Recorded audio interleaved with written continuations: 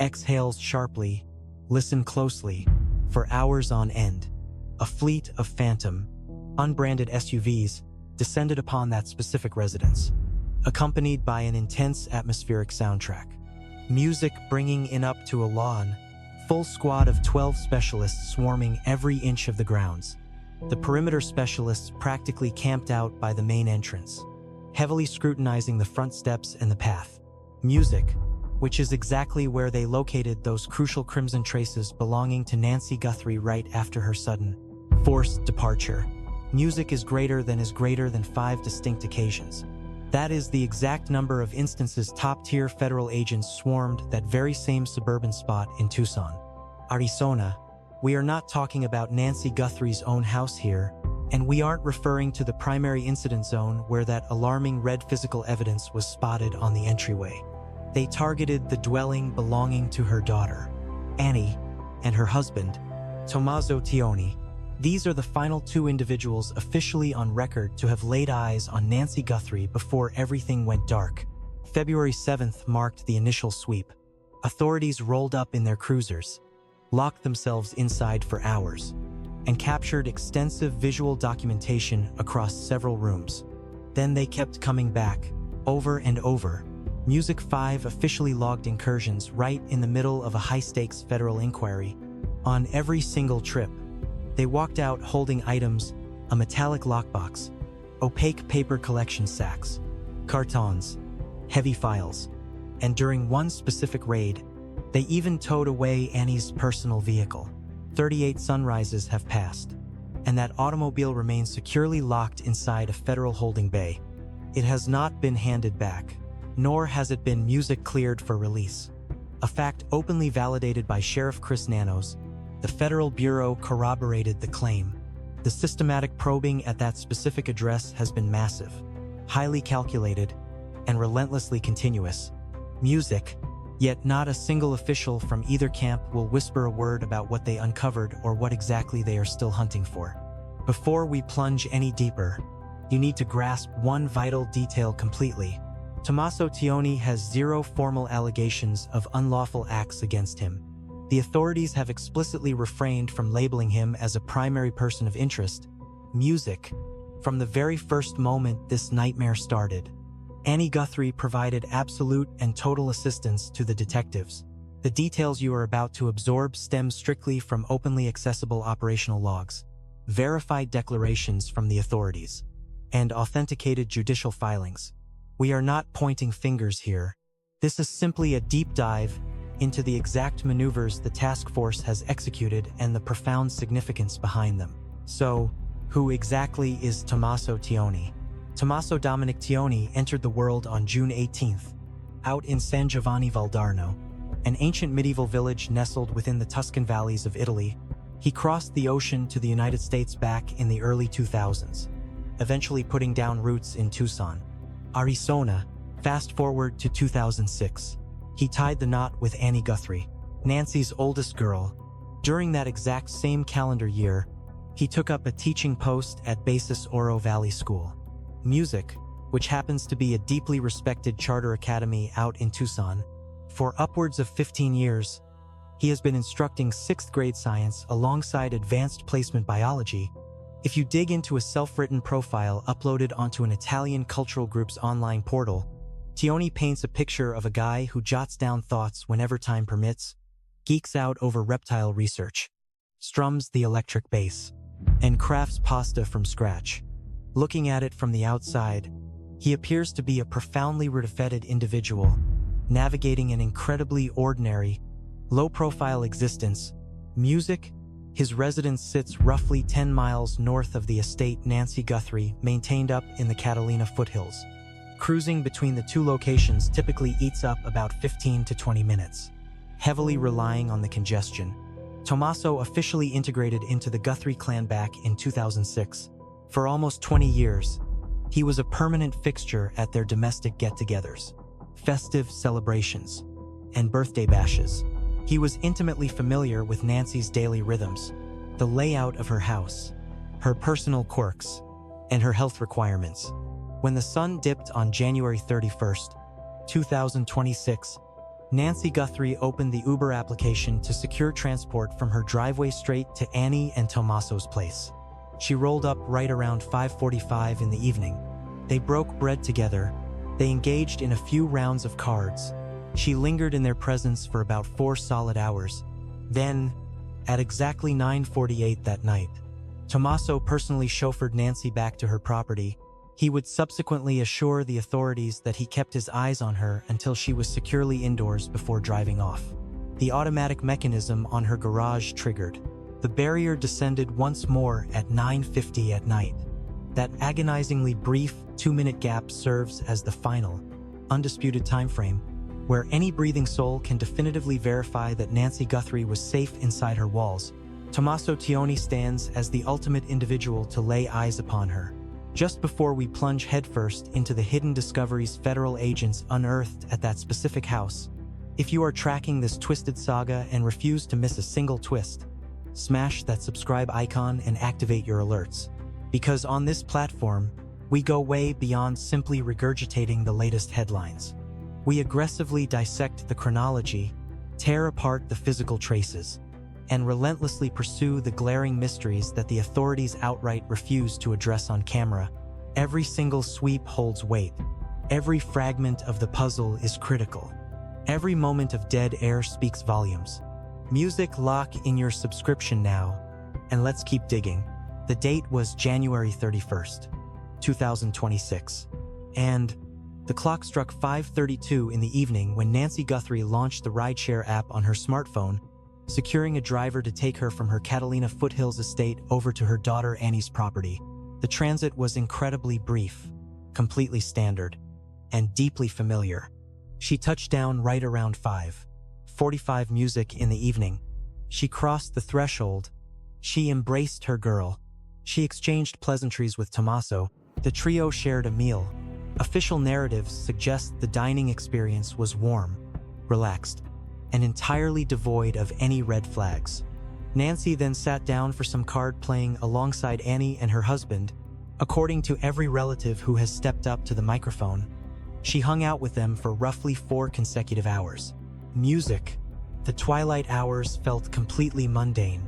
Nancy appeared remarkably upbeat. She was actively anticipating logging into her digital congregation the very next music morning, a weekend ritual she never, ever skipped. Right around 9:48 that night, Tomaso loaded Nancy up and chauffeured her back to her place. He would later swear to the detectives that he kept his gaze locked on her until she successfully breached the safety of her house. The mechanized bay door raised up. Music surveillance records and digital logs verify the mechanism shut right at 9:50 p.m. The moment those panels sealed shut at 9:50 p.m. marks the final verified sighting of Nancy Guthrie secured safely within her own residence.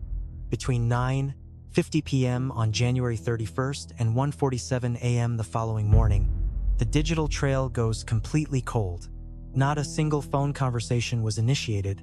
0 digital messages went out. And absolutely no physical activity triggered the exterior surveillance network. The elderly woman sat completely isolated inside the property she called home for over 50 years. Resting within a community she understood deeply, sleeping through her 50th year of warm desert evenings.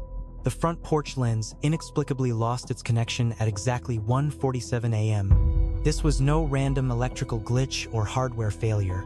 That piece of tech was intentionally severed at an exact second that detectives openly admit holds the key to the entire vanishing act. Roughly 25 minutes later, at 2:12 a.m., another smart lens positioned on the grounds caught a sudden burst of physical activity.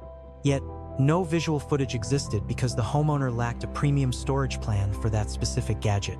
Music right around 2:28 a.m., the internal cardiac device keeping her heart steady abruptly severed its connection to her mobile phone.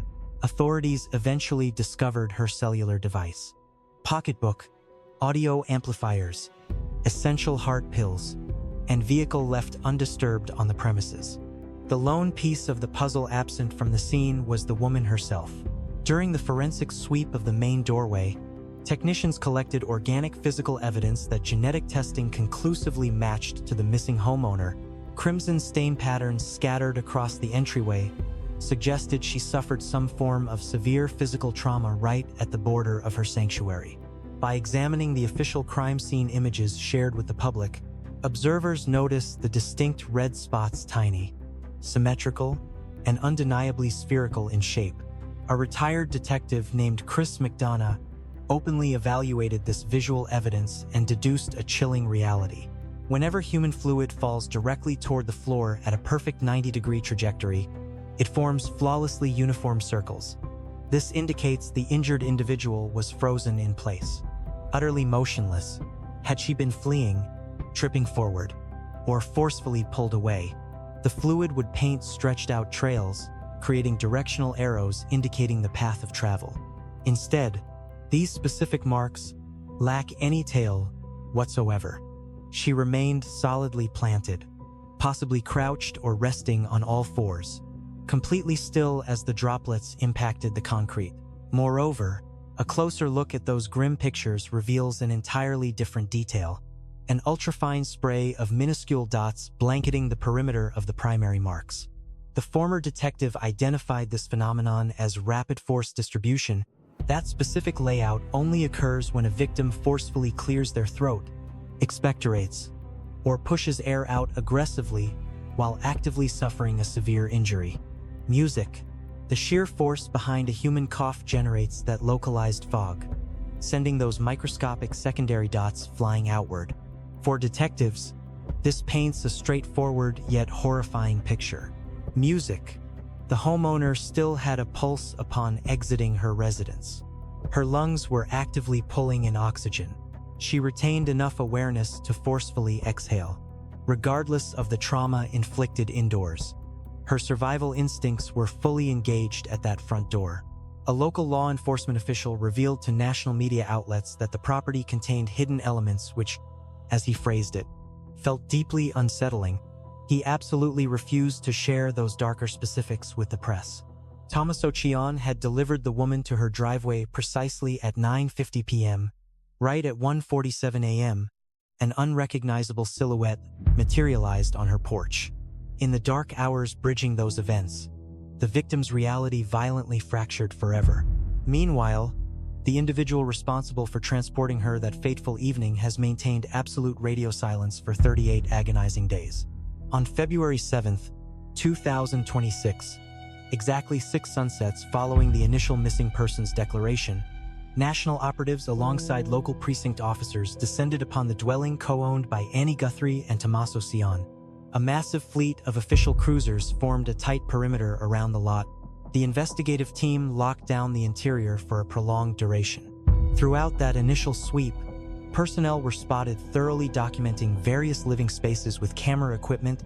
Bystanders next door witnessed uniformed personnel navigating the hallways with chilling precision, tackling one space at a time. The operation was aggressively detailed, highly calculated, and far-reaching. Detectives weren't merely glancing around, they were executing a microscopic forensic excavation. Midway through these intense sweeps, onlookers caught sight of authorities hauling a metallic lockbox into the building. Ex-federal operative Tracy Walder, after scrutinizing broadcasted clips of the raid, identified the metallic container as specialized gear meant for isolating forensic clues. On a follow-up operation, tactical personnel marched out of the structure, hauling an ivory-colored bin alongside a paper collection sack. A specific technician sported azure protective handwear, an absolute requirement when securing organic matter or microscopic residue. That same former agent deduced the ivory container functioned as further analytical hardware.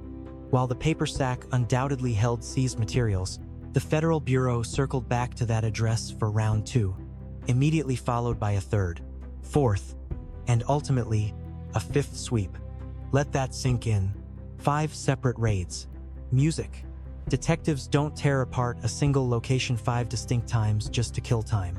They return because each consecutive dig unearths a new horrifying puzzle piece. A vital breadcrumb convincing them that deeper, darker secrets remain hidden. Veteran authorities, analyzing the pace of this inquiry, openly stress that this pattern deviates wildly from standard protocol. A former, top-tier federal supervisor explicitly noted that every subsequent warrant requires fresh, compelling judicial justification. In the criminal justice world, that speaks volumes. Detectives had to march right back to the magistrate, lay out fresh findings, and secure the green light for yet another sweep. Law enforcement cannot simply kick down the front door. Music. Every single raid demands judicial backing, and that backing demands hard proof. The kind of solid proof that forces a federal judge to agree that more hidden secrets are lurking inside those walls. 5 separate sweeps mean 5 distinct court orders. That translates to laying out newly discovered clues on the bench 5 different times. This is far beyond standard procedure. It is aggressive, signaling that authorities are chasing a scent that simply will not run cold. Veteran investigator John Lamb, a man who spent over 20 years cracking the most severe underworld mysteries, analyzed this relentless raiding pattern and openly declared that going back to the exact same spot over and over means one thing: you are witnessing authorities construct an airtight courtroom narrative right before your eyes. They are doing way more than bagging clues. They are locking down the paper trail, logging every single detail with military precision to ensure it holds up against brutal legal defense tactics. Each snapshot snapped, every object bagged, all the biological swabs collected, and every single whisper from a witness is being stacked up to forge a bulletproof argument that will tear through a lawyer's doubts and lock in a jury's absolute conviction. Amidst the chaos of these raids, federal operatives seized Annie Guthrie's ride. Sheriff Chris Nanos went on the record to verify the move music, while speaking directly with a major broadcast network.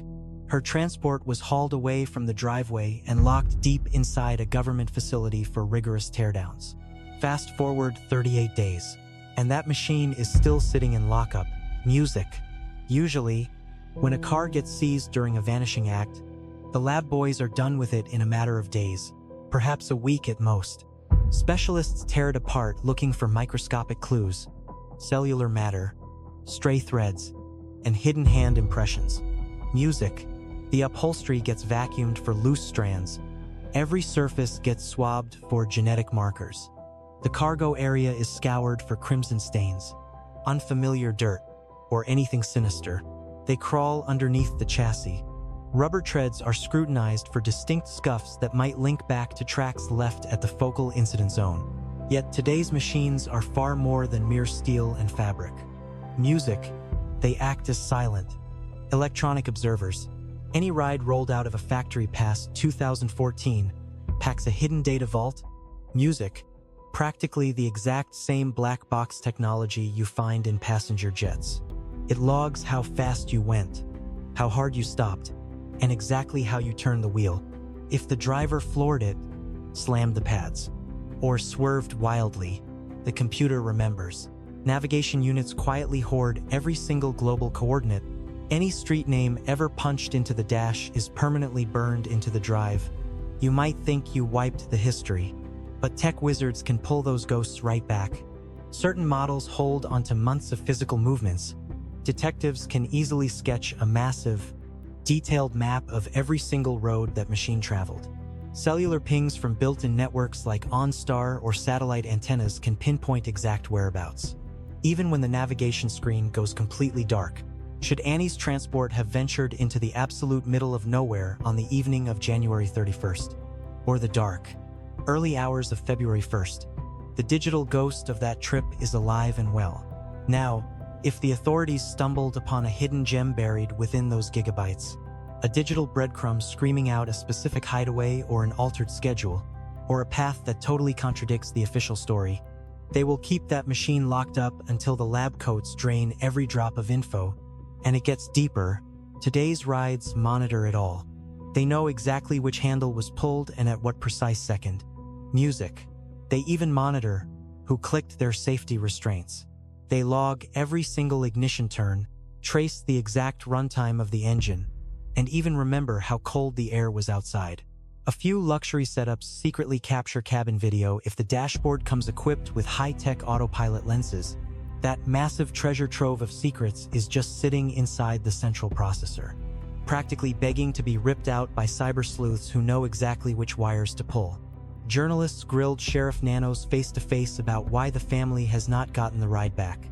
He kept his lips sealed, offering only a vague reminder that the probe is still red hot.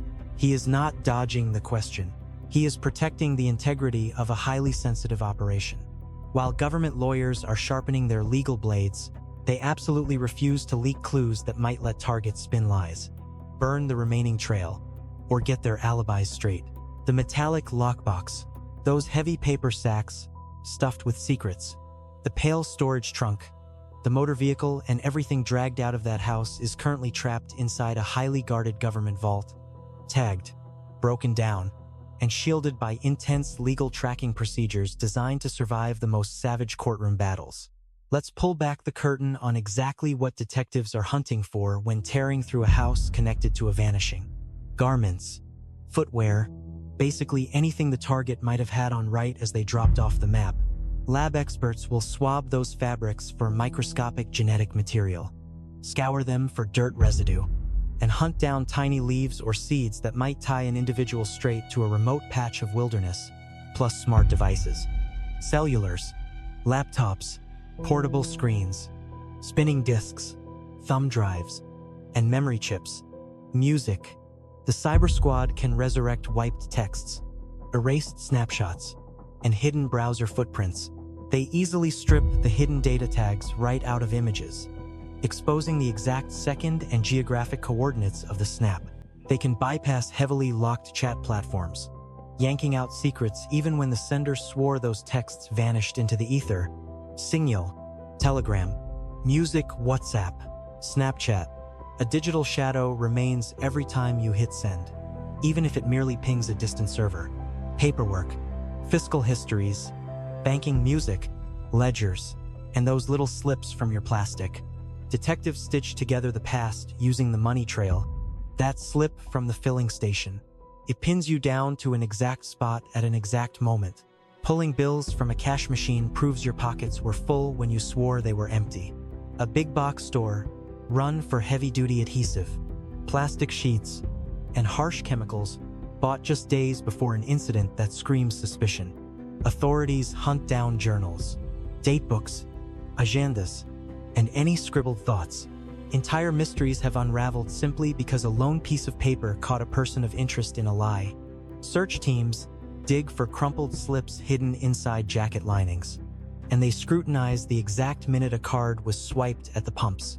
Greasy wrappers, tossed in bins that expose exactly what route a driver took on a given evening. Law enforcement scours locations for scrubbing agents. Bulk buys of heavy-duty detergents, sanitizers, music, industrial refuse sacks, and rental slips for rug washing equipment that was suspiciously returned right after someone vanished. Chemical sprays light up vital fluids that were wiped away but never truly erased. Specialized beams expose organic material that bare eyes simply cannot catch. They obsessively hunt for physical traces, strands, fabric threads, dermal flakes, crimson drops, spit, anything that a lab can isolate, break down, and match against the physical markers lifted straight from Nancy Guthrie's property. Ex-Federal Bureau Supervisor Bob Gilliam went on record explaining that when detectives hit the exact same spot repeatedly, they are almost certainly chasing a microscopic breadcrumb trail. A single clue unlocks the next door. Every newly unearthed detail creates an entirely fresh angle of attack. Take the scenario: agents uncover a store slip during their initial sweep. That piece of paper pinpoints a transaction at a certain shop on a distinct afternoon. Music. They head back for round two, hunting specifically for what was bought. They locate the target. The product holds microscopic clues. This triggers sweep number 3, focusing on grabbing more swabs from the exact corner where the goods were stashed. Those swabs get shipped off to the technicians. The analysis hits the desk, confirming organic presence, so they roll out for a fourth pass, armed with specialized chemical sprays, music, bringing ultraviolet beams and gear engineered to spot red stains that someone tried desperately to wash away. Every single sweep stacks upon the previous one. Every find gives the judge a reason to sign the next piece of paper. Then comes the deafening quiet. On February 1st, 2026, the very day Nancy Guthrie vanished into thin air, her inner circle immediately stepped in front of the cameras. Savannah Guthrie, the youngest child and a familiar face on NBC's Today Show, dropped everything and rushed out to Tucson. Music. She uploaded heartbreaking clips, begging for her mom to come home unharmed. She put up a staggering $1 million personal bounty. Time and again, she stepped into the spotlight. Music, speaking directly to whoever snatched her mother, desperately asking for a sign she was still breathing. Cameron Guthrie, the son and a former military brass, looked straight down the lens. He sent a stern message to the individuals behind the act, demanding his mom be brought back. He hit the ground running with the rescue parties. He was completely locked in with the authorities. Annie Guthrie was so transparent with the detectives that she let them scour her home on 5 separate occasions and even take her car away for inspection. The entire Guthrie clan maintained an incredibly vocal, highly visible front in the chaotic days after the matriarch disappeared, music save for a single individual. Tomaso Tioni has been an absolute ghost. 0 press releases. Music 0 times standing shoulder to shoulder with Annie when the media was watching. Not a single syllable muttered about the probe, the family's desperate pleas. Music or that massive payout, 38 long days of total radio silence. Veteran murder investigator John Lamb looked over the schedule of events and made it clear that keeping your mouth shut in a scenario like this isn't an accident. It's a calculated choice. It is far from doing nothing. It requires effort, and it is a decision you commit to morning after morning. Behavioral expert Dr. Gary Bicato, a man who has spent years helping task forces read suspects when someone goes off the grid, noted that when a relative, specifically the last person to lay eyes on the vanished individual, decides to zip their lips, music, particularly while the rest of the household is begging for tips, that kind of quiet speaks volumes. It strongly hints that the person is moving exactly how an attorney told them to. Now, that does not automatically equal culpability. It simply indicates their lawyer warned them against uttering anything that could be weaponized later by a grand jury or during legal proceedings. However, it also paints this picture. Music. Tomaso Tioni's defense squad clearly feels there is a solid danger in letting him grab a microphone. And whatever that hidden motive happens to Music be, it completely trumps the media scrutiny, the relatives' tears, and the heavy psychological burden of staying mute while his wife's mother is gone. Detectives pay deep attention to a closed mouth. They track exactly who grabs the mic and who dodges it. They log who shows up for the cameras and who hides in the shadows. They see who plays ball in the open versus who hides behind a defense firm, and they sketch out a psychological portrait from those exact details. Yet, Tomaso Tioni isn't the only figure who has found themselves squarely in the authorities' crosshairs regarding this mystery. By February 4th, 2026, a mere 3 days after Nancy Guthrie was officially declared vanished, federal agents slapped the cuffs on a guy 300 miles out in Hawthorne, California. The individual, Derek Hawthorne, faced heavy accusations of pushing bogus extortion letters tied directly to the young woman's sudden disappearance, barely 48 hours after the takedown. Music. Authorities shuttled him straight to Tucson, locking him down in a federal holding facility under the watchful eye of the United States Attorney's Office in Arizona. After combing through the case files, forensic psychologist Dr. Gary Bicato flagged major red flags regarding both the arrest itself and the lightning-fast relocation of the suspect. The mysterious disappearance of Nancy Guthrie reminds us of a profound truth about human life safety. Trust and time with the people we love should never be taken for granted. Nancy was an elderly woman who had lived peacefully in her community for decades. Her home, her neighborhood, and her daily routines represented stability and comfort. Yet, in a single night, that sense of normal life vanished.